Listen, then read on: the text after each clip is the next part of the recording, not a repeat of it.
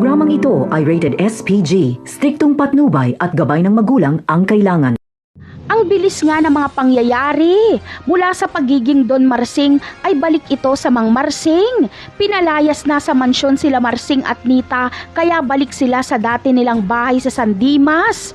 Ngunit wala na silang bahay dahil matatandaan natin na nakasanla ito kay Roda at ipinarimata na nila ito. Kaya si Roda na ang nagmamay-ari sa dati nilang bahay.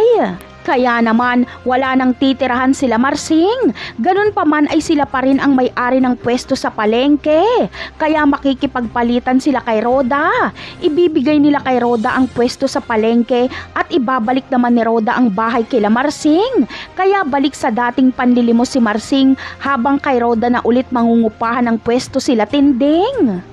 Sa mga susunod na episode naman ay iikot na ang kwento sa buhay ni Ramon at Tanggol.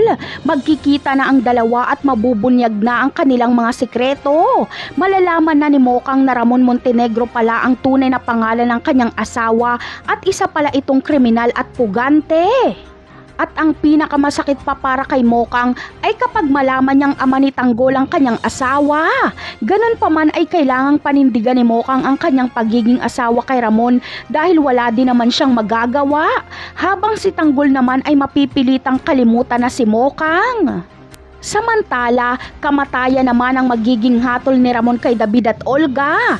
Hindi niya matatanggap na matagal na pala siyang pinapaikot ng dalawa. Kaya hindi niya napakikinggan ang paliwanag ni Olga at isusunod niya na ito kay David sa impyerno.